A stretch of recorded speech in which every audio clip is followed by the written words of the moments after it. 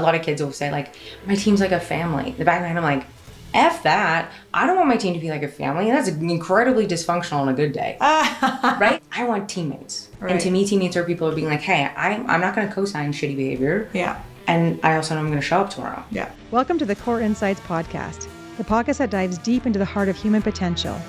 Here at Core Insights, we're peeling back the layers of human experience to reveal core truths that drive personal growth, authentic living, and peak performance. Each episode will be joined by members of our exceptional Core Elements team, seasoned therapists and coaches who are passionate about helping you unlock your full potential. We're not just sharing theories from textbooks. We're sharing real-world wisdom gained from years of practice, cutting-edge training, and most importantly, the profound experience of working with clients just like you. Let's begin this journey together. Welcome to Core Insights, where transformation starts at the core. Okay, welcome back to Core Insights. I'm back here today with my brilliant coworker, Erin. Hello. Our podcast today is, we're going to title this podcast, How Secure Relationships Can Boost Performance, which can lead to performance at work, performance at home and relationships, performance, of course, in the sports world, which is your expertise.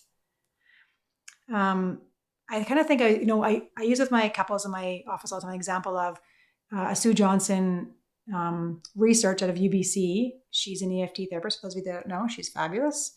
There's a technique she used to use where she'd bring somebody in their office and let them know that they might get a little electrical shock on their finger. And just the thought of getting the shock would trigger their brain to have a anxiety response.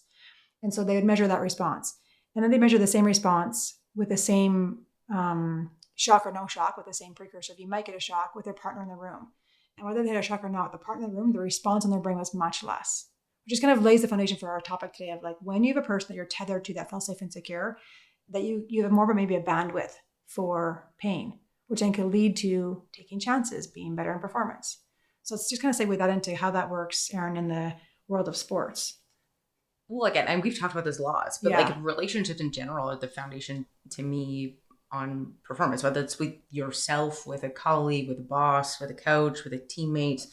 I think there's a missed opportunity of how that can provide the container to actually push yourself to the next level, right? Like, I think in that example of the experiment, like we forget how in tune our mind and body is, right? Like when you talk to, I remember in university learning about like the neuroscience of like, if you watch someone throw a ball, the same kind of neural pathways will elicit, right? If you're not even throwing it. Yeah. It's the same thing, right? There's being like, when I watch someone experience something, I'm going to experience that thing with them. But when I'm doing it with someone, it actually feels like I'm in an experience in less aloneness, and less aloneness for anybody is massive. Yes, less aloneness, right? So, I'm thinking in life and in the sports world, we push through, and I'm a, example of like, got to push through and do, but there's only so many resources. Like we're not a finite, or not, we're not infinite, we're a finite, capacity of resources of like cortisol and adrenaline and glucose. And like, that's just true. And so it takes more resources when we're not tethered. So rather than we don't have to push through and be tougher,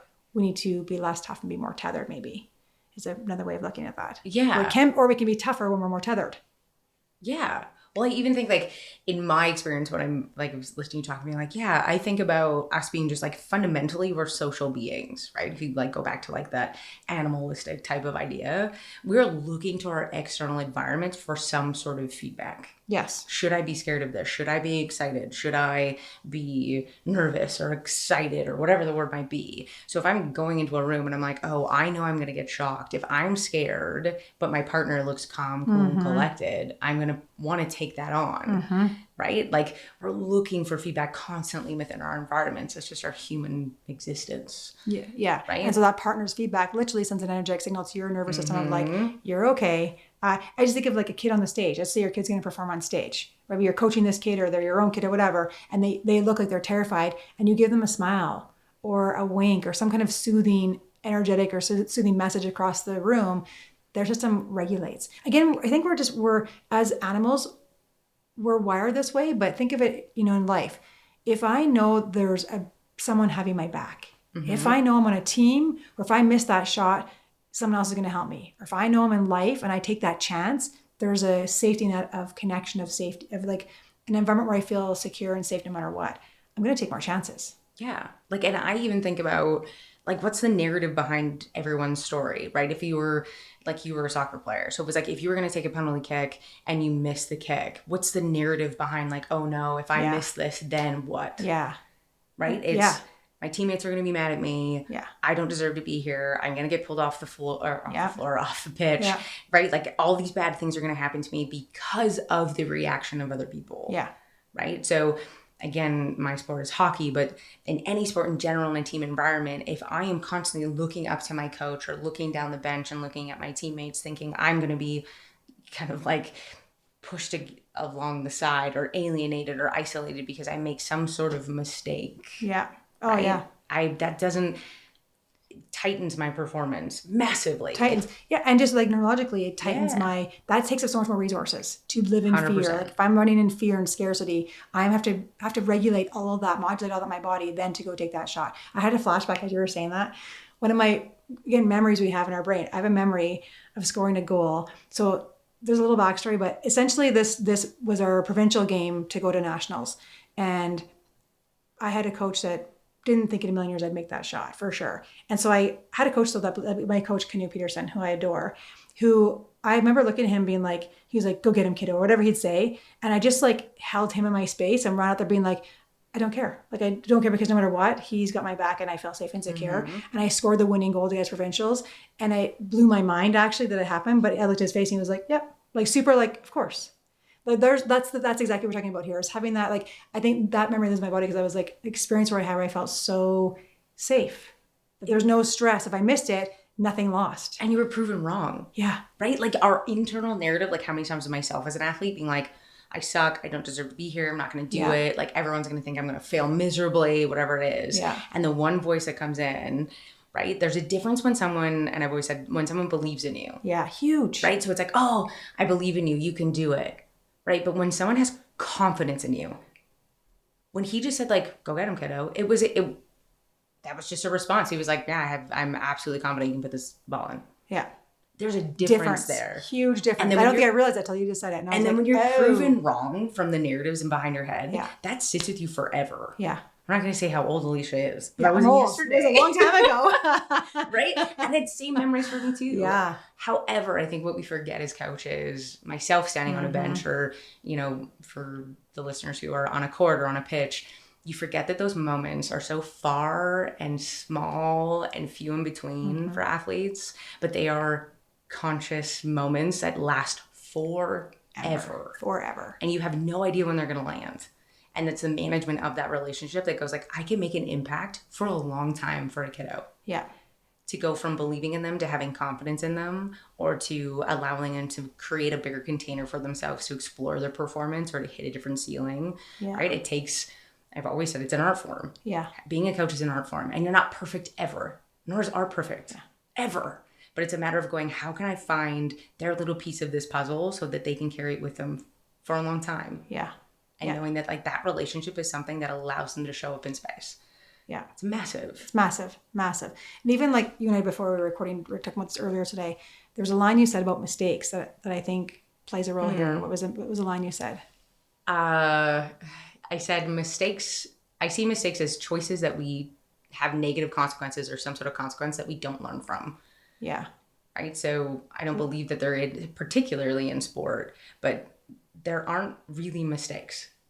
They're just decisions or choices that we make, and some sort of consequence, whether positive, negative, or otherwise, happen. Yeah. And as any athlete will tell you, good tape or bad tape, we go back and review something, we want to take something from it. Yeah. If I chose to not take something from anything, a decision I made or that had consequences, I could say that was a mistake. Yeah. So I think that's the basic confidence. If I'm thinking about that thing, like having an athlete that's you're coaching, that's going out there doing whatever the sport they're doing, right? Or as a parent, or as a boss of a team, or running a team, or whatever, even a coworker, right? If I'm going to give the confidence of whatever the outcome is, as long as we're learning, there's no mistakes here. Yeah. That feels really expansive. That's for my body. It's like, oh, that feels a lot of relief. Now I have a bunch of resources to go and try. Yeah. To go and try. And here's what's funny, right? Like when I'm working with athletes, I work with having them understand what is their definition of success and what's their definition of failure. And to me, even as an athlete, when I was playing, Failure was like, if I don't make the team, or if I don't, if I was a defenseman, so if my plus and minus was bad, or my PK was terrible, whatever it was, I had some sort of like statistic wraparound of like what failure would be. Mm-hmm. And when I work with athletes now, the idea of effort and kind of try. As a coach, I'm like, man, if I could just instill work ethic in every athlete I work with, man, what a different space hockey would be. However, to me, we talk about playing green, and playing green to me is going, I go all in. There's a difference. If I ask you, what's the difference between playoff hockey and regular season hockey? Right. Everyone's like, oh shit, yeah, there's a difference. There's a massive difference. Yeah. That's playing green. But imagine if that team played green all season. Why don't they? I don't know. To be honest, I think the stakes are different. Well, they're for sure different. And like, even I only watch playoffs. Yeah. Playoffs, I want to watch every game because they're so fun. It's so fun, right? Because it's, as a fan, I'm watching and then they look different. And even thinking probably my seasons when I played soccer all those years, playoffs were different. We were all in. And like, when do you look back, again, as an athlete, being like, when we were all in, right? Yeah. Those are the games you remember. Yes. And it's like, oh man, we went into like triple overtime, and like half the time you don't remember if you freaking won the game or not. You're just like, holy, I remember being so gassed. My jersey was drenched, and the crowd was crazy or whatever it was. Yeah. You don't remember the games you blew a team out 14-0. No. Right? You remember the games that were like super tight. You had to dig deep. You like, man, I'm exhausted. In between periods, you're like feet up, trying to get the lactic acid out of your feet. Like, you did everything you could to show up on the ice and give 100% effort every time. That to me is playing green, right? So like, what can you do to play green every time you hit the ice? Yeah. Then it's like a stoplight analogy. So playing yellow, what would that be? Well, playing yellow is like when I'm tentative, or I'm playing really safe, or I'm comparing myself to people down the bench. Possibly. Injured. Typically injured, I would put in the red zone. Okay. So red would be like, you shouldn't be playing. Right. Well, okay, small injury. Yeah, small injury. Or I'm playing tentative, I'm scared, I have a tweak in my shoulder, I'm scared to go into corners, or whatever it might be. When you play yellow, to me, is like, you're not putting in that kind of drive and that effort. You're not trying, right? If I go, okay, so we take that analogy and we go, so what would be failure? To me, is as I show up as a performance therapist, I go, failure is when you play yellow. That's failing. Because I'm not actually putting my top effort out. I'm not going all in. I'm not playing green. Right. Success to me then says, I play green. I go all in, and then I'm able to embrace the outcome. Because if I give my 100% effort and I try my best, and if I am in and I play my playoff hockey every time I step on the ice, the outcome doesn't matter. So how do you teach coaches, parents, CEOs that are listening to this to get their team, whether that's on the ice, whether that's in a sport, whether that's at work, whether that's your kids, to play green? I think one, transparency is massive. I think in a relationship, we suck at that. I think at times we had a really hard time saying, like, what is true for you? What's actually true? Like, as a coach, and as I've learned along the way, can you look a kid in the eye and say, you know what, kid, you're my 14th forward. You're my 13th forward. Or like, you're not a PK guy, you're a power play guy. Or maybe you're not that at all. Maybe you're my fourth line grinder that'll see 4 minutes ice time.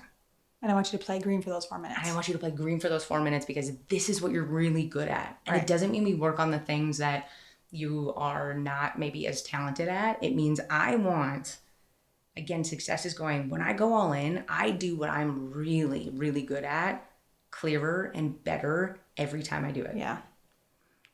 Right? And the skills in between get better because you are really clear and you're become a master at the things you're good at. And then the other stuff comes along with it. Because that's just through osmosis. Right. Right?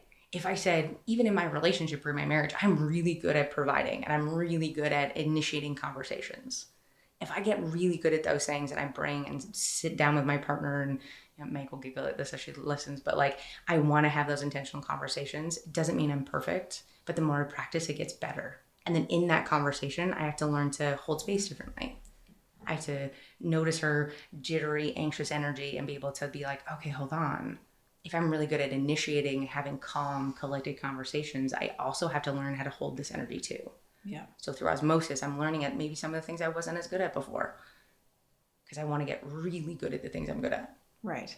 And I'm just thinking as a performance coach, so you're coaching coaches as well as athletes, just like I'm coaching essentially relationships.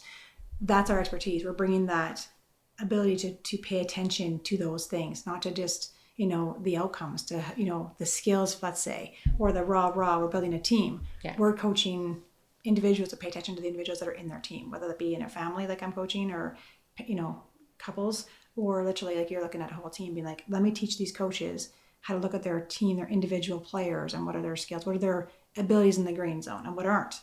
And then work with the kids, or the athletes, whether they're kids or not, the individuals, be like, what is your green zone? Let's get really transparent and clear about what your skills are, what your abilities are, what your, gifts are, whatever. Yeah.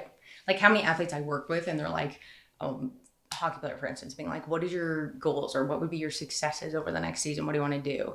I will tell you 99.9% of the time, I get a defenseman or forward, and not a goaltender, but those two particularly will say, I want to put more points on the board, so I want more goals for. I don't want to have like slicker hands, right? It's all these like offensively minded things. If I went to the regular season coaches or the places you're getting recruited for and said, why are you bringing on the team? This is a really big news flash for any athlete out there listening to this. You were probably not recruited because you were a goal scorer. That's the last thing on their list. They might say you have capacity to put the puck in the net, but they're not looking for a guy who can deke out on a breakaway. They're not looking for a guy to, be able to dipsy doodle their way around from the goal line. They're actually looking for teams that can have a collective package. Mm-hmm. I can't have, as a coach, I cannot have 24, goal 23 goal scorers. You're all lose every game. With that one thing. Yeah, right? Yeah. So like, again, a line from my beautiful wife, she would say, if you wanted to worry about yourself and just do everything on your own, go play badminton. Yeah. Or golf. Right? Like, it's your own gig. Whereas like you're in a team sport. You have 5 players plus a goaltender on the ice, plus another goaltender and 5 players on the ice that you are navigating against. Yeah. You cannot do that by yourself. Being a goal scorer, saying that's a skill that you have, take that off your list. Yeah. If I took stats and records off a list for a coach or a player, it gets really awkward quickly because they don't know actually how to say it. They don't know what I'm good at. They don't know how to say, what is the thing that I can bring to the table that like I'm actually getting recruited for. Yeah, it's interesting. Right? There's often a time where I would say like a place that I would go and recruit and I would have an opportunity to do would say, I want to go watch a top league player in a game that they're going to get absolutely blown out in. I want to watch them see how they lose. I want to see how they win. Mm-hmm. And then I also want to see them in a tight game, a playoff game. What's the differences? Right? Is there consistency between playing green in any of those games, or do I get the same athlete across the board? Interesting. Yeah. Right? Consistency is one of the biggest things we're looking for in any relationship, in my defense, right? Like whether that's in hockey, in a business, in relationship, in a marriage, in a team environment, we're looking for consistency. Can I predict what's going to happen next from this particular player or this particular person or my husband or wife? Right? Like, yeah. I'd call that sturdy for relationship. Like my wife is sturdy. Like, is my partner sturdy, and what are they sturdy at? What's their green? Yeah. Is another way of looking at it, like you're saying. And then if, and then as a partner in that, as a skillful person in that relationship, what am I green at? What are my green zones that I am sturdy at, that I focus and work at being sturdy at? Yeah. And I think while you're talking, I was like, how do we do that as a coach? Because you asked me that question. Yeah. Like, how do you build that? I think one of the words that I'm working really hard to like dismember and not have around is this word of culture. I think it's overused. I'm guilty of that as well. And previously, I think what ends up happening is we have this idea of slap the values on the wall and, this is what our culture is, blah, blah, blah, blah. But we actually don't know what those mean. Mm-hmm. So a large part of the work I do is going, okay, sure. What are the values that are really important to you? Not only as a coach, but as a program, how you treat the people. And then what does it look like? Specifically for your team, for the environment you're creating. What does it actually look like? Really, really specific. And those are your standards. Yeah, I would say almost the exact same thing for couples. Right? So if I said respect is a cultural value for my team or maybe for our office, right? For my team, respect would look like every dressing room looks the same, if not better, after we leave. We say thank you after we come in and exit a bus, right? Like there's certain things that it's like that respect level that looks like something. There's a standard there that we have. And so with couples, I have them go through these things, these standards that you say, and we write out agreements. So they're very clear. Like if we're using respect, I'd say, okay, to the couple, again, it's their decision. Like I don't have to take in the game. What is your idea of respect? So let's just say they say, when I come in the room, I want my partner to say hello. Or when I enter the room after a hard day of work or whatever, I want a hug or whatever the rules are. And we write them down so that let the record show we're both agreeing this is our standard of respect. This is what we do in our culture, our business, our relationship. Right. And I think what gets lost in particularly younger ages for myself, like as a coach, I think the nervousness goes is like, well, we're just going to let a whole bunch of 15-year-olds just like run our culture of our program. That's not what I'm saying. What's true is saying as a coach, I have things that I have standards as a coach of being like, this is what I need and want in the kind of operating rooms of my organization or my team. Yeah. So this is what I'm teaching you guys. This is what I'm going to teach you. The team itself can say, what's the agreement on our end of things? What do we need? Yes. Right. So it's a collective agreement. Yeah. An example is like my wife and I, when we coach, it was like, we kind of had like two standards, and our standards were no substances 24 hours before nice time and don't show up late. We're on time. Right. And they got to choose that kind of consequence of that. Right. So for us, those two were, if you had substances, you don't play. And a discussion. And if you were late, the caveat was if you communicated, then that was fine. The skill behind it and the why was saying, we want you to learn how to communicate with us and that you're not going to light on fire. Yeah. Like you're going to be okay. Yeah. You're going to be fine. Communicate hard things. Yeah. Right. So those were our two standards. Yeah. Right. And then the girls got to decide or kind of come through being like, we have these cultural values. This is what we want it to look like. How do you think that should show up at the rink? Yeah. So you're literally creating the culture. Not just saying it's something we just have. You're literally creating it with like very clear, agreed upon, out loud or written down rules that we're all like behaviors that we're all going to do. Yes. And it's again, going back to being like, I think we struggle being transparent. Yeah. Because we get fear. There's fear comes in instead of this idea of being like, so if I'm scared of making a mistake or this is going to happen or that's going to happen. Actually, I'm going to scaffold you enough to be like, even if that happens, right? So even if we had an athlete that was like, oh shit, I drank last night. I'm going to tell you. I'm going to tell you. Yeah. Right. And there's, in the sporting world, it's a hard one to kind of maneuver through because there's this whole like coaches versus players and leadership crews. And there's a lot of multifaceted pieces to operating a team. It's not like, hey, let's do some team builders and we can create some trust and things will go great. Yeah, no. That's very fluffy. It is super fluffy. And like, granted, there's a place for it. But I think the real conversations come from like, how are we going to hold each other accountable? Brett Ledbetter is a guy that I've been kind of listening to and reading on, and he talks about something that's called don't co-sign. So co-signing would be agreeing to something or saying like, yeah, that makes sense. I'm okay with that. So if Alicia came in the office and she had her phone on speakerphone and she was yelling and swearing at someone and I was in the middle of session and I didn't say anything to her, that's me co-signing a behavior that we agreed upon, that in our office we have an agreement that we are considerate of the space and we're quiet in between. We turn the noise machine on when we're in session, right? So I co-sign saying like, well, I'll just leave it be. That's fine. Yeah. So your silence is very loud. Yeah. Yes, exactly. Right? So in a team environment, it would be like, we say, what are you willing to co-sign? Yeah. So if I have a standard of being like, hey, we don't drink or use substances 24 hours before a game or before a nice time. And I go out and Alicia's smoking a joint and drinking a whiskey and she's on our starting lineup or even on the bottom half or a red shirt. I don't care. And I don't say anything to her. Mm-hmm. And then we show up to the rink the next day and I don't say anything to anybody because of fear of what would happen. Yeah. Right. So again, what happens if I miss the kick or what? Everyone's going to hate me. Yeah. If I go and tell coaches that I saw Alicia smoking a joint and having a whiskey last night, everyone's going to hate me. Mm-hmm. So we don't do it. Mm-hmm. But what's true inside the room is now I'm co-signing that our standards don't mean anything. Yeah. It only means it if you get caught. Yeah. Man, that's like selective integrity, which is integrity is a hard value. If you value integrity, it's actually a hard one to show up for on a regular basis. Yes. Because often it's selective, which isn't integrity at all.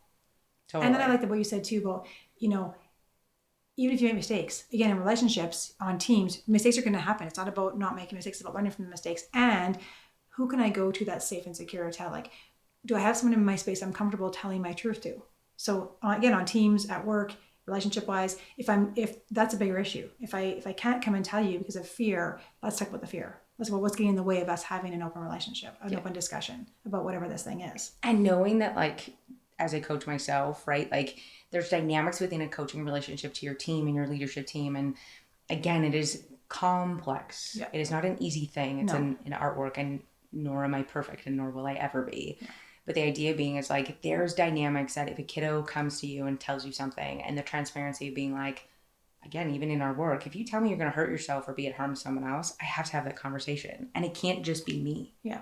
I have to loop other people in, or I have to tell the coaching staff, or I have to let people know what's going on. Mm-hmm. Or if someone comes to tell me that, hey, you know, Susie's having a really hard time. She, you know, broke up with her boyfriend last night. That's not your teammate going behind your back. That's actually helping a coach out. Mm-hmm. So that when she gets on the ice and she screws up a drill 12 times in a row, I'm not going to lose my mind. Yeah. It's actually me, if you look at the big picture, having your back. Yes. As your teammate. And the idea being is like, I don't know if anyone, I was going to say this generation, but I don't think anyone right now understands what that means. Yeah. I think when it comes to transparency and truth and working in a team environment is being like, no one's out to get you. Yeah. Ever. Yeah. Right? Like, I'm not out to get you, or your teammates are not out to get you. And if they are, the hope would be that your coach has enough scaffolding or enough strength to understand that it's like, I'm not going to knee-jerk this. Yeah. I'm just going to like let it sit and be able to hold space for that. Yeah. Right. But what a concept though. Like, if you could just imagine living in that space, because you probably are, and if you're not, we need to figure that out. But on a team, in a workplace environment, in a relationship where the person you're in relationship with has your back. If they don't, we have to have a discussion about that. Like, that's some work to be done. Yeah. But imagine just trusting that as a teammate, being like, if my teammate goes to my coach and says, I broke up with my girlfriend or my boyfriend or whatever, I'm having a hard time with tests or whatever the thing is, or a family death or something, rather than feel victim, feel like, thank you. Feel the grace of that. Mm-hmm. Opens up a whole door of safety, again, for me to be, to take more chances. Right. And knowing that, I think the sad part while you were talking, I was kind of thinking, being like, I think the sad part is that not a lot of athletes know what that experience is. Yeah. Well, people. Yeah. Because our culture, even in the wider angle, is not that. We live in a very much competitive, we live in a zero-sum game, really, that if you're winning, that means I'm losing. Yeah. Or when you're on a team, if you're winning, I'm winning too. Yeah. In a relationship, same thing. If you're winning, I'm winning too. Yes. And the idea of being like, even as competitors, right? Like, as an elite athlete, that was the best. That was fun. Competing was the best, right? When I could get to play green and go and compete against people. Yeah. But here's what's true. If your competitor didn't show up and compete, you wouldn't try that hard. Yeah. Right? So instead of saying I'm competing against someone, right? Because all you athletes that are heading into tryouts and main camps and all the things coming up here shortly, you're going to say, I'm competing against people to, get a spot on this roster. I'm going to encourage you to say, instead of saying against, I'm competing with you. Yeah. I'm competing with you, because that's going to happen on a roster. Yes. Right? I'm going to go into a dressing room full of, 50 athletes that are competing for spots. Yeah. Right? What's true is that if I go all in, again, remember success, if I go all in, right, and I know I've gone all in, I've played green, I can embrace the outcome. Yeah, because I don't know what they're looking for. 100%. I scored 10 goals, but they actually need someone that's more defensive, or whatever the thing is. Right. Yeah. And if I go in, and again, it's confusing a lot for athletes too. If I go all in, I got to go do all the things. Yeah. Not the things that got me to the invite. I go be all the things that I am not, which means I am probably looking as if I have never played hockey before. Right? It's like, oh, actually, if I went out and just went all in on the things I'm really good at, I show well. Again, that's that clarity, transparency thing. 100%. Right? So going back to that space and going, okay, so I can know what it means to have someone to have my back. I know what it means when I can have people have my back in a way that feels different to me and not feel defensive about it. Yeah. Right? Key. I think there's because of the kind of lost art form of coaching, how many times in my career when I've been like, just show up and coach, Erin. Just coach the game. And I'm like, oh, damn it. Like, yes, but also these are tiny human beings. Yeah. That don't understand the world. And I wish that I could have had a coach that just leaned in a bit. Yeah. Right? 100%. And if I see an athlete that's in tears or having a bad time or whatever it is, I want to show up and say like, hey, what's going on, kid? Yeah. And selfishly, it's because I want you to be able to go up and go play green. Yeah. Because that's why I put you on the roster. Yeah. Yeah. What's your green today? And if that means like this thing that's in between your ears, the most expensive piece of equipment we have is in the way. Yeah. I'm doing the best I can to help. Yeah. Right? But I think athletes don't know what that means. Yeah, no. Or a lot of people, they don't know what that feels like. Means. Yeah, it's true. Right? Being like, I'm going to challenge you, or I'm going to demand you. I'm not competing against you, I'm competing with you. I'm going to push you to say, like, how can I get you get out of your own way and go, oh, right. This coach isn't trying to, like, ruin my life. Yeah. Nothing's bad happening. They're actually trying to challenge you. Typically. Yeah. And that can go for partners too. That everything you just said can go for relationships. And I think so. These questions, these kind of thoughts I have here. Let's see if these land for couples and for teams. Like when I'm overwhelmed, or I'm feeling emotionally unsafe, who can I turn to? Like who's a person in my world that I can feel safe with to be transparent with me, right? And or what's in the way when someone calls me out of my stuff or whatever, and I get defensive. What's happening for me that feels they don't have my back? Because is that my own stories? Is that my own stuff getting in the way? Is that, or can I lean in and go, oh, when Erin says this, or my teammate says this, or my coach says this, they want to win with me. We're not competing against each other. My partner says this. They want to win. The relationship wants to win. Yeah. Not the expense of each other. 100%. And I think when you get the feedback from something, like I think about even myself as a coach, when you give an athlete feedback, the response or what you're feeling internally. So I often say, like, check in with you first. Yeah. If something feels uncomfy, check in with you first and then find out, is my response based on the story I've created about what I was just told? Yeah. If I took the tone out of it, or if I took kind of the story away from it, can I get the content I'm looking for? Whether that's like, I don't know. An example, I get mad at a player because they didn't back check hard. Right. Am I getting pissed off at my coach for telling me I didn't back check hard? Or am I going, well, I played it pretty yellow on that shift? Yeah. Like what's really in the way?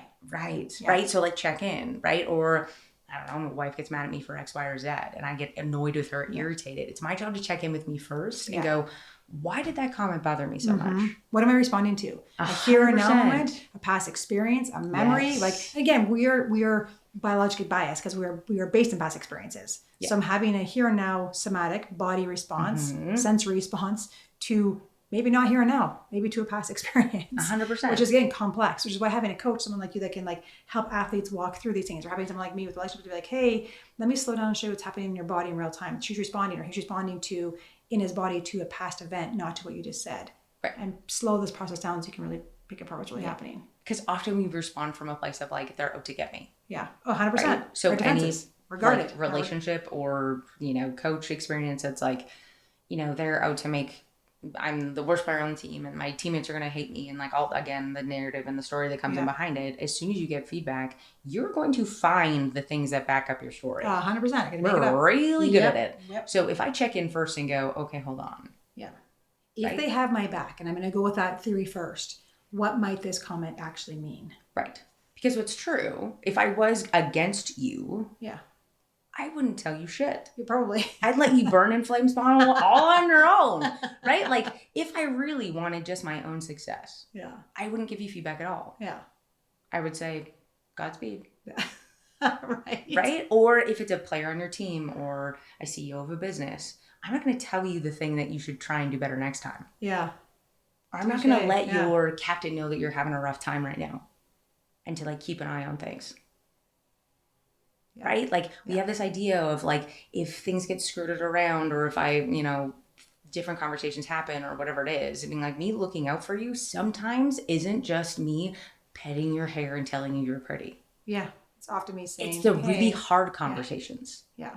Right? So athletes that haven't had tough conversations with coaches, or maybe they've had a tough coach but never had the conversation after, when they've experienced having an uncomfy conversation around their style of play, or maybe that transparency that we're talking about and role clarity, same thing in a marriage or in a partnership. Yes, absolutely. It is uncomfortable. It's not mean, it's uncomfortable. And I actually think it builds trust. Yes. I think when you lean in there and you're like, if I just again go back to that theory of like, you want your focus is the relationship, your focus is the team, whatever, it's the same thing. To win, I'm going to trust this. I'm going to lean and go, okay, this is hard, but now I should trust you more because you did the hard with me. You didn't just fluff my hair and say, oh, good job, when it wasn't good job, because I actually know it wasn't a good job. I actually know that I was just regular. I was playing the yellow in my life, in my job, in my relationship. Yeah. And so when you say it's fine, now I don't trust you. Right. But when I play in the yellow and you call me out, and even though it's a hard conversation, I'm like, well done, because you have integrity. Right. And I like integrity because it feels safe. Right. And knowing that, I think for all coaches listening, some athletes don't know what that feels like. Yeah. Right. So you might get met with resistance. Yeah. You might get met with this idea of like, no, you're out to get me. And that's okay. Yeah. And so the athletes listening, that means you also have to lean in. Yeah. If it feels uncomfy, lean. Yeah. Because it's not something you're used to. Yeah. Right? As a coach, how many times I've sat a player down, like, I know it's going to be uncomfortable and we're going to work through it and it's going to be okay and you're not going to light on fire and you might be mad at me when you walk away and that's okay. Yeah. And as a player, if you're not sure, ask your coach, your intent of this is what? And 9% of the time, they're going to say, to teach you something, to help you grow as an athlete. Just like in a relationship. What my partner says, but your intent is what? To help us connect, to help us grow as a relationship, to help us be healthier. Like what? Yeah. What is the intent? Oh, okay. They're not going to show me like to make you feel like garbage. Yeah, no. Right? Again, if that's the issue, that's a different conversation. That's a totally different conversation, right? Yeah. Like if you have a coach out there that's saying like, I'm telling you this because I want you to feel like crap about yourself. Yeah. Okay. Chance. Yeah. No. Right? They shouldn't be involved. Yeah. Right? But again, in partnership, it's the same thing. If I'm telling you something, it's going, I feel like if I tell you this, we can move forward somehow. Right? And knowing that, I say this all the time, I think good people are with good people. I do. And so even in my past, having abusive relationships and all the things, were they bad people? No. Right? They were bad for me. But if I said that they were just holistically just bad, that would make me bad. Yeah. Because that would be, I attract what I am attracted to. So that must, in my head, I'm like, oh, I'm a bad person then. Yeah. No. There's good qualities about everybody. 100%. Yeah. Right? So at some point or another, that coach is good. Yeah. They were hired for a reason. They might need to learn some skill, and that's where we come in. Yeah. Teach some skills. And knowing coaches, you're not supposed to know how to do it all. Yeah. You know the game really well, which is amazing. Yeah. Hopefully, you know the game really well. Yeah. So as a coach, as a partner, as a parent, as a CEO, what are you doing to create safety in that relationship, safety in that space, so that your athlete, your partner, your kid, your coworker can come and tell you hard things, and you can tell them in turn hard things. And the idea is growth. We're doing this to grow whatever this is, our team, our relationship, our sport, whatever the thing is. And when you're asking your athletes, or even couples, right? You're asking them to like go on dates and work on their connection and work on the things. As a coach, you're asking athletes to show up and practice. Some athletes are practicing every day, so 5-6 hours a week and then playing the weekends. What are you doing as a coach to expand your skill? Yes. And not the X's and O's, because that's the easy part of your job. Newsflash. Yeah. Right? It might feel the most difficult, but reality is a system doesn't work because you have a kid that doesn't listen to instruction, or you have a centerman and a left winger that don't get along well, but they have good chemistry on the ice. It's all the internal dynamics that are the things that get in the way. So what are you doing to expand your knowledge and be able to create an environment that flourishes and fosters the things that you're looking for? Yeah. Right? It's a hard question. Most people say nothing. And a very skillful question to think about. Right? Like, yeah, I listen to YouTube. Yeah. And I go on the Coach Them site and watch their kind of like YouTube videos or whatever it is, right? Their Instagram reels, which again, there's some really great information about it, but it's not tailored to you. Yeah. And so having an individualized approach, and again, every season, sorry coaches, but you get usually a new team. New group. So now I got to redo the whole thinking. I'm like, who's in my group this year? Yep. At least in marriage, we have the same person, hopefully long term. So we can, create a team that's the two of us that's long term. Yeah. And it might not fit the same.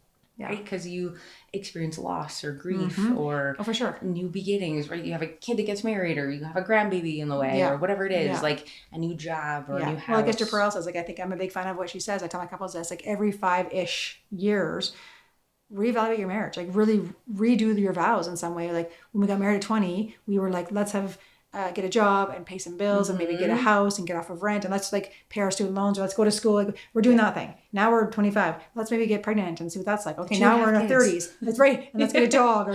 Right. So every couple 5-ish. There's not just an arbitrary number, but let's redo them. But who are we as a business, as a couple, as a unit now? Yeah. We're not the same 5 years ago.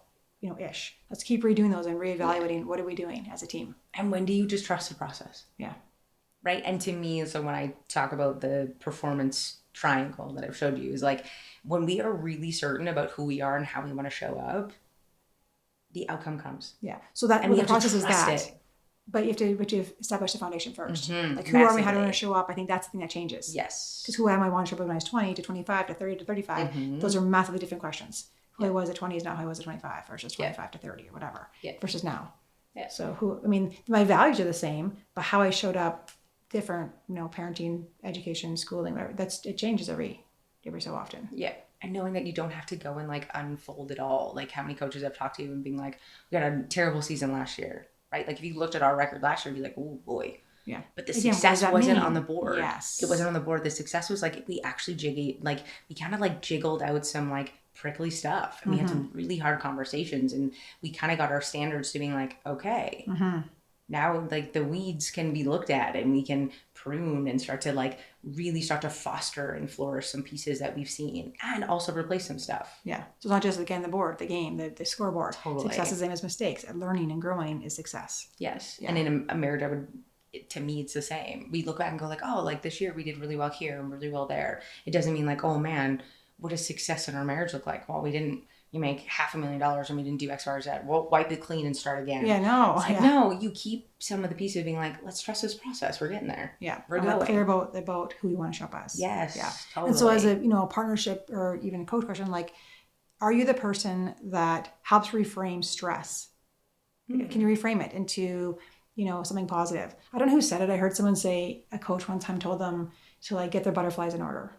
Not to not have butterflies, not to not feel nervous. I'm not saying don't feel, but and I even contain them just to be like, get them ready for battle. It was some version of that. Like someone said like, I know you're nervous, I know you have butterflies, but get your butterflies ready for this. Yeah. So you're like, oh, I'm getting them lined up to do battle, to do whatever the sport is, to like kick the ball or to score the goal or to save the goal or to play defense. Like, oh, I'm using my butterflies, my energy, which I was before, my anxiety as performance ready. Yeah. So as excitement. Yes. So one of the caveats that I introduce athletes to, or even like CEOs, coaches, I would say even in relationship too, is being like, we have a really profound relationship with pressure as high performers.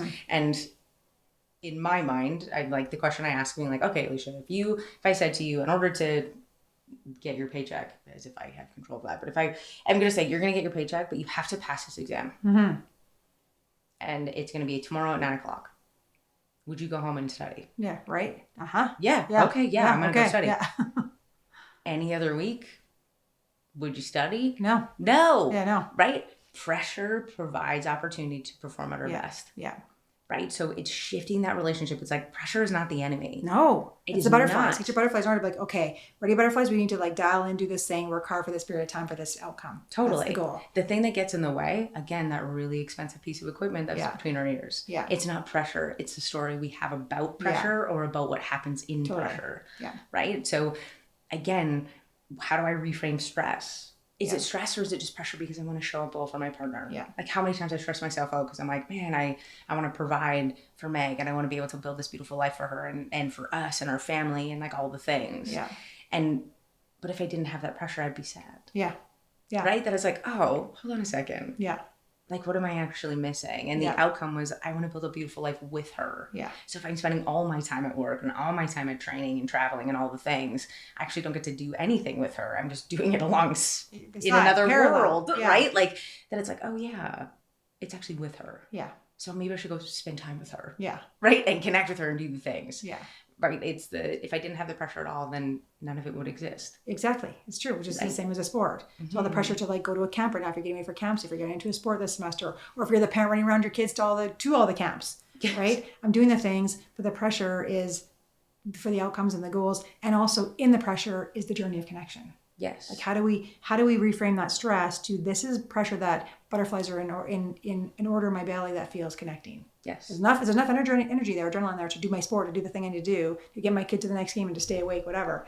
But it's in the essence of my goal of connection, my goal of safe, secure space. Because again, back to the beginning, that safe, secure space that we create in relationships it's fuel. Is literally energetic fuel to do the things, whether it's a sport or have a hard conversation or whatever is the thing. If I can have to create that in my relationships and all of them, business, sports, couples, whatever, parenting, if I can create that space between called relationship that feels safe and secure, I have way more energy then to go do the things, to have the conversations, to try new things, to put myself out there, to fail, quote unquote, learn, to make mistakes, quote unquote, learn. Like I'm not so afraid to do those things, and I will evolve more as a human being because I have the safe, secure foundation. Yeah. And the idea of being like, when I am just have this like emotional honesty, right? When I show up with like in that truth and just me as like that self-acceptance space. Yeah. But that's like as a coach and I say, I effed up. Yeah. Right? Or I can own some of the things that I'm like, oh, you know what? I should have done that, kid. I'm sorry. Yeah. Or like I can, just holding space for you. I can say that I screwed up. And I can actually lean into being like, there's going to be some messy stuff that happens here. Yeah. And we're okay with that. Yeah. And that's okay. Yeah. We're going to be okay. Yeah. And there's some transparency they might not like, again, but it's going to be okay. Yes. So let's, okay, I didn't want to cut you off there, but no, let's create, I think maybe like introduce the idea of a ritual or some kind of a technique that we can introduce our clients or our listeners to.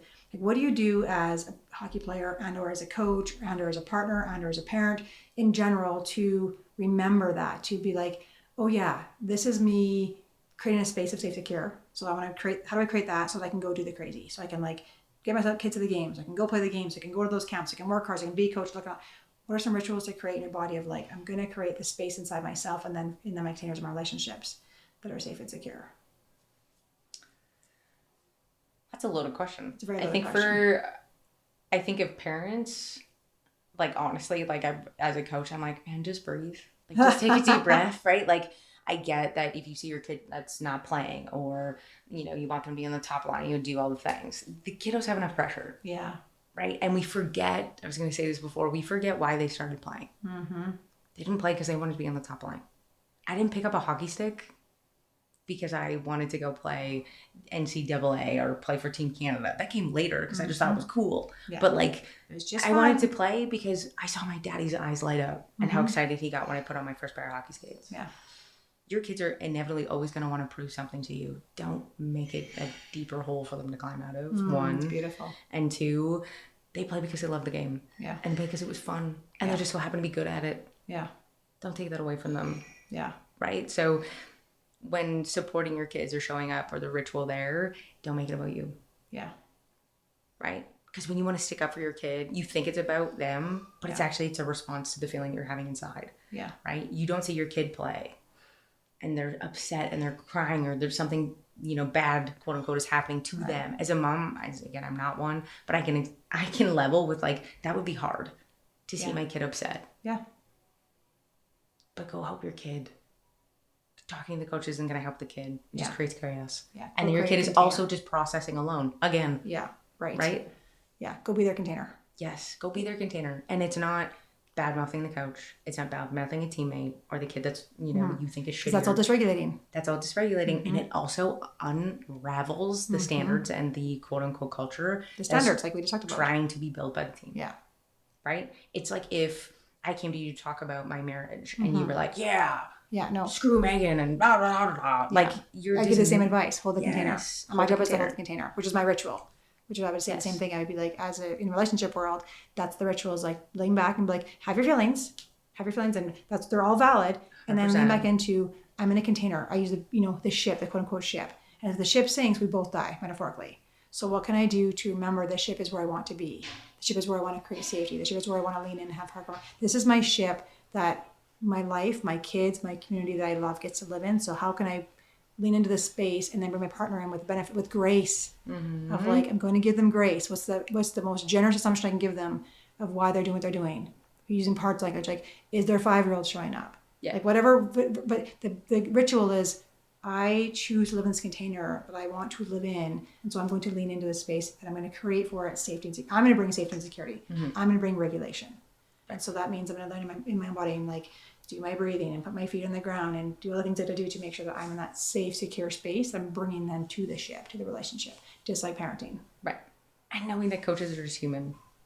They're going to have responses that are going to be visceral and physical in all sorts of ways. We've all seen a coach lose their mind on a bad penalty or whatever it is. Just like parents. We're just parents. 100%. We're just partners. You're just showing up in space as a human. Yeah. Right? So coaches, my ritual for you is like, be clear. Be really clear. And if you're not, or you can't be clear, say that. Yeah. Coach, what's my role what's the role in the team right now? Sorry, kiddo. I got to look at that a little bit more. Yeah. I want to articulate, question. Right? Yeah. I got to articulate you exactly what I see. Yeah. And I don't have the words for it right now. And I don't want to bullshit you through it. Amazing. Right? Like, amazing. How much more healing is that? Ugh. And as a parent, how can you articulate that to kind of enforce or foster being like, hey, kiddo, how can we ask a question to coach to find out where you're at? Yeah. Right? Because I'm pretty sure a coach isn't there and spotlighted your kid and said, how can I make Timmy feel like shit today? Yeah. No. He's just trying to win a game. Yeah. Run a good practice. Focus on 25 other kids. Focus on 25 other containers that he's supposed to hold. And that arguably we're never trained to do. Yes. Just so we're aware. Yes. However, if you want training. Yes. Right. There's Let me help you. Erin right here. Right. If you're a coach listening, please check in. If you're a player, please check in. So you're not supposed to know how to do it. Yes. There's so much support for this out there. Yes. Yeah. Like learn that it's like, it's okay. Yeah. And, you know, my job is to work with teams to say like, let me hold a container for some of your kids so that I can help that and you can just coach. Be a parent or right? be a coach, or be a parent or whatever it is, right? Yeah. So again, going back to rituals, being like, check in often. Yeah. Yeah. Same as relationships. Don't wait until there's like this big friggin' response and you feel completely dysregulated and it sucks and it's awful. And then you're responding from a part instead of from your, you know, the adult in the room. Mm-hmm. Even just in business, like even today I walked in the room and my body's got some stuff going on. I had a death yesterday, right? So right away Noelle was like, and I could see her face and I was like, oh, just so you know, that's the thing about you. Yes. I can see that you're feeling my stuff. I can see that you're feeling my dysregulated energy. Just so you know, there was a death. And she was like, oh, I was, because I saw it all over her face. I'm like, oh, just so you know, name it.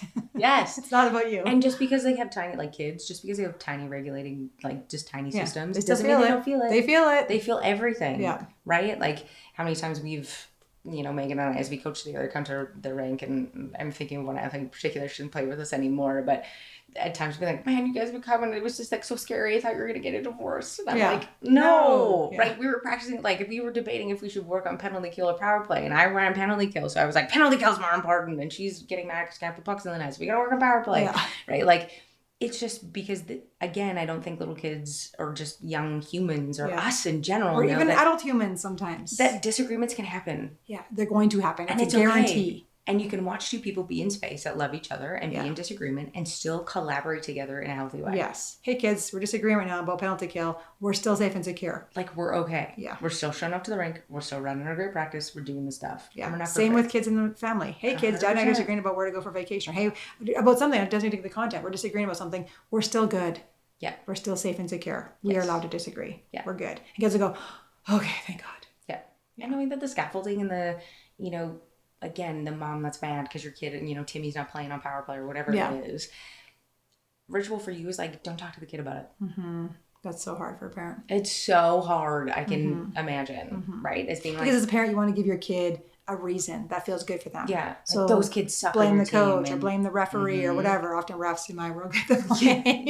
Yeah. Bad call, right? Then you're like, and it is what it is. Like, and then how many kids have your feelings, kid. I know that's hard for you. That sucked. It really sucks. Hard. And how can you foster the standards of the team that you've been asked to, right? Yeah. So if it's like, if I'm working in a team environment, right? So a lot of kids will say like, my team's like a family. In the back of my head, I'm like, F that. I don't want my team to be like a family. That's incredibly dysfunctional on a good day. Right? Like, we all have stuff behind closed doors. We don't talk about things. We sweep things under the rug. Yeah. Most families in the here and now, in the modern day and age, do not have good communication systems. They don't know how to kind of work through issues or have hard conversations. I'm like, no. I don't. No, thank you.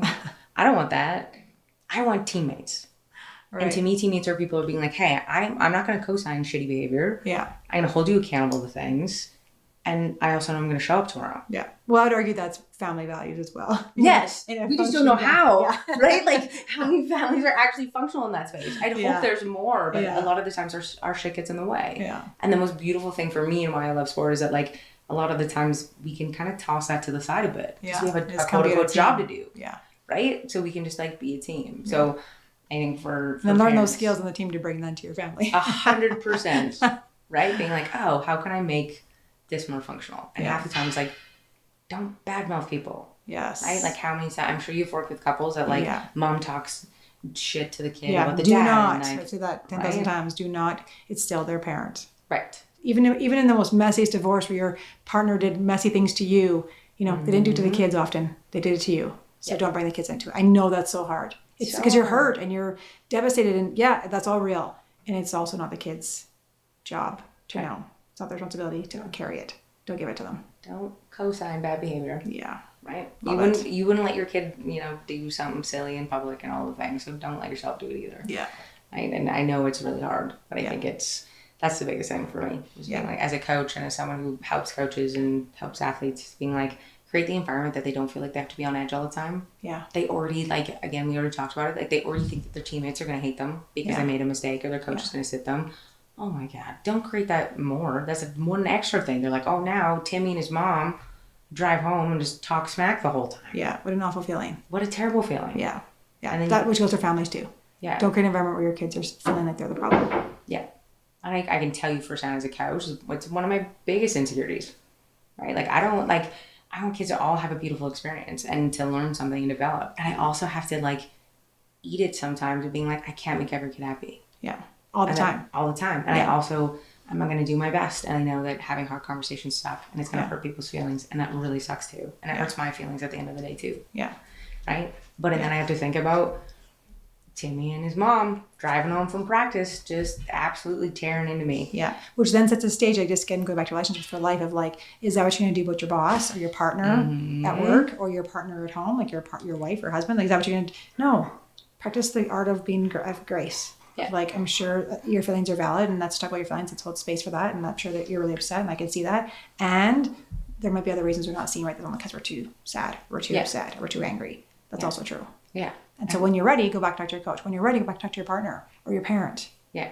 And it's like, in my mind, in my head, I'm like, treat people how you want to be treated. Yeah. It's like one of the first things we learned in like preschool, right? Like it's being like, oh, okay, if this person was in the room or if, would I want to be treated this way? Yeah.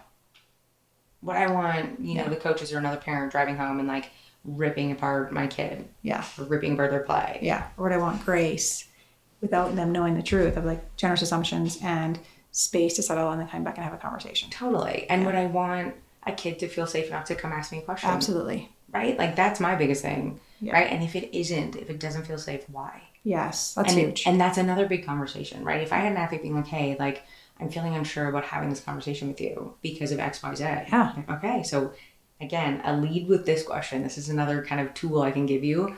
How?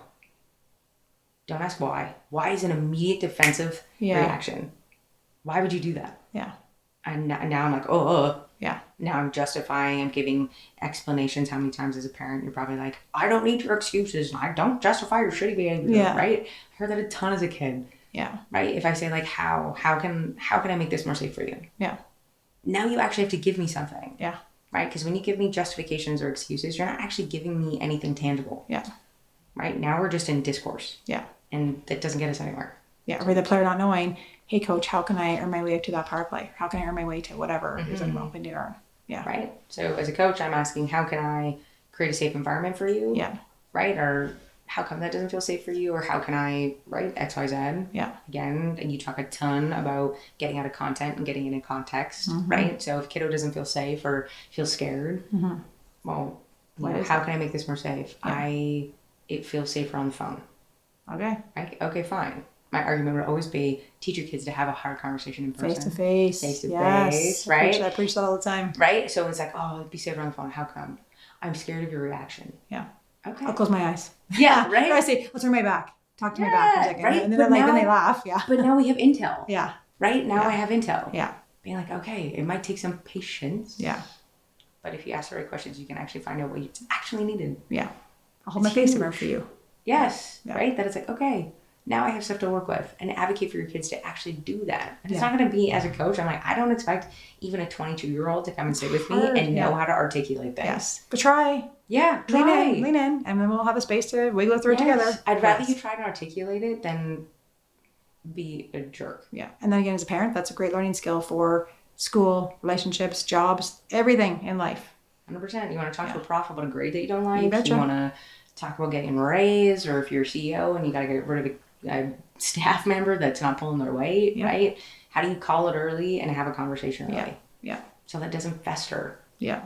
Right? Because how long do we let things just fester for? Humans let things fester for years. So let's not do that. Right. And how many times do you get couples in your office being like, oh, this has been going on for years. Yeah, and like, now what? We have to repair a ship that is a 25 dinghy years with old. 12 holes in it. I'm like, I don't know why we don't have a ship anymore. Yeah. Well, I can imagine. It's weird. Awesome. Right.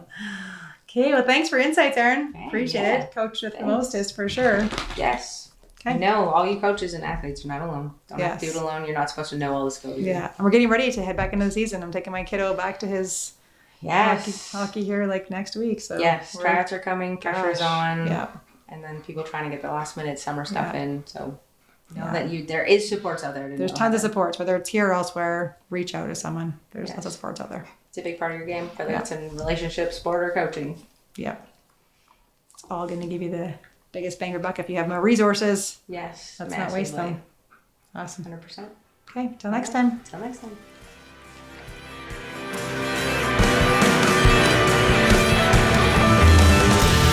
Thanks for listening. If you liked what you heard today, make sure to share, subscribe, and like our channel. Or better yet, share our podcast with others. We'll see you next time.